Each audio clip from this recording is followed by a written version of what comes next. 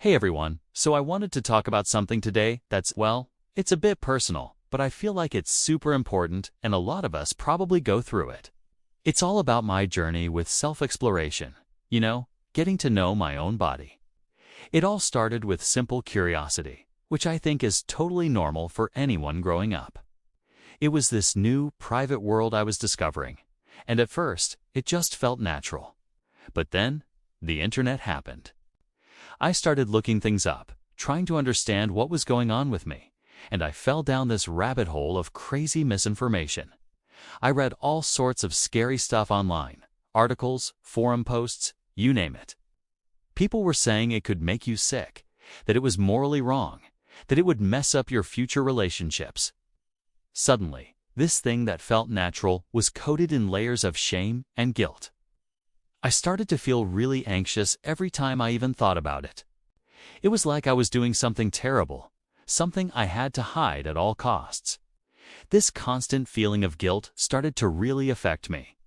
I was always on edge, worried that someone would find out my secret, even though there was really nothing to find out. It was all in my head, this huge weight of shame that I was carrying around. My mood was all over the place. One minute, I'd be fine. And the next, I'd be hit with this wave of anxiety, feeling like a bad person. It was exhausting. Started isolating myself a bit, not wanting to talk to my friends about anything deep because I was scared I'd accidentally let something slip. The anxiety didn't just stay in my head. It started to mess with my daily life. My energy levels just plummeted. I used to be pretty active, always out with friends or working on hobbies. But I found myself feeling tired all the time, just wanting to stay in my room. It wasn't a physical tiredness, but more of a mental drain. It's like all my energy was being used up just to manage these feelings of guilt and worry. It was a vicious cycle. The shame made me anxious. The anxiety drained my energy, and having no energy made me feel even worse about myself. On top of the low energy, my focus was completely shot. In school, I'd find myself staring at a page in a textbook. But my mind would be a million miles away, replaying all the negative things I'd read online. I'd be in a conversation with someone and realize I hadn't heard a single word they said. My grades started to slip a little, not drastically, but enough for me to notice. It was frustrating because I knew I was capable. But my brain just felt so foggy and cluttered with all this unnecessary stress. The guilt was literally distracting me from my own life. This went on for a while, and I felt pretty lost. It seemed like I was the only one in the world dealing with this. The silence around the topic is what makes it so powerful and so scary.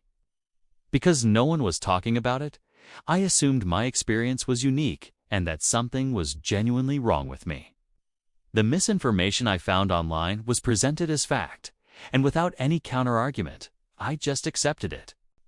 I thought my low mood, lack of energy, and poor focus were direct punishments or consequences of my actions, which just piled on more guilt.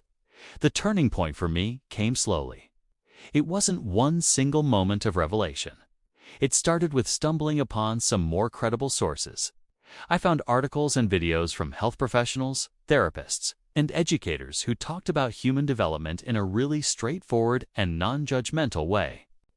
Hearing a doctor say that self-exploration is a normal and healthy part of growing up was mind-blowing. It was the complete opposite of everything I had forced myself to believe. It was the first crack in the wall of shame I had built around myself. Learning the facts was a huge relief. It felt like a massive weight was lifted off my shoulders. The idea that this wasn't some moral failing, but a normal biological process was liberating. I learned that pretty much everyone does it, even if no one talks about it. This realization helped me start to delink the act itself from the feelings of guilt and anxiety. The problem wasn't what I was doing. The problem was the misinformation and the stigma I had internalized. It was a slow process to unlearn all that negativity, but every little bit of factual information helped. But here's the other side of the coin that I also discovered. While it's normal and healthy, I also started to realize that, for me, It was becoming a bit of a coping mechanism. Whenever I felt stressed, bored, or anxious about something else in my life, it was my go-to activity. It was an easy way to get a quick dopamine hit and escape from my problems for a little while. I noticed that it was sometimes getting in the way of other things. I might choose to stay in instead of going out with friends, or I'd use it to procrastinate on my homework. This is when I had my second big realization. It's all about balance. Just because something is normal and healthy doesn't mean it can't become unbalanced. It's like anything else in life: food, exercise, even watching TV. Too much of a good thing can have negative effects. It wasn't the act itself that was causing my low energy or lack of focus anymore. It was the fact that I was sometimes using it as a crutch, avoiding the real issues I needed to deal with. I was using it to escape, rather than just for natural curiosity or pleasure. So I started to work on finding that balance. It wasn't about stopping completely or feeling guilty again. It was about being more mindful. I started paying attention to why I was doing it. Was I just curious, or was I trying to avoid studying for a test? I made a conscious effort to find other, healthier ways to cope with stress. I started going for runs when I felt anxious. I picked up an old hobby. I dropped and I made more of an effort to just hang out and talk with my friends, even when I didn't feel like it. It was about building a more well-rounded life. Finding that balance changed everything. Again, my energy came back, my focus sharpened, and my mood stabilized. I felt more in control of my life, not because I was restricting myself, but because I was being intentional with my choices.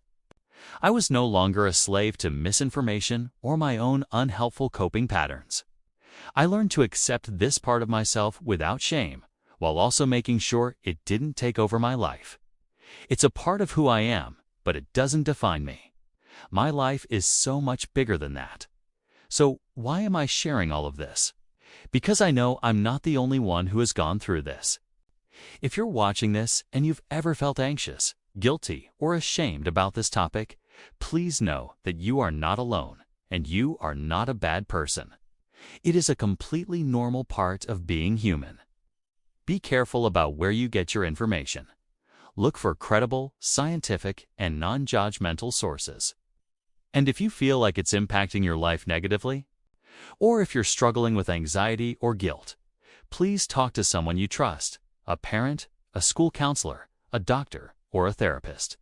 Seeking help is a sign of strength. Your mental health is so important. Thank you so much for listening. Take care, and I'll see you in the next video.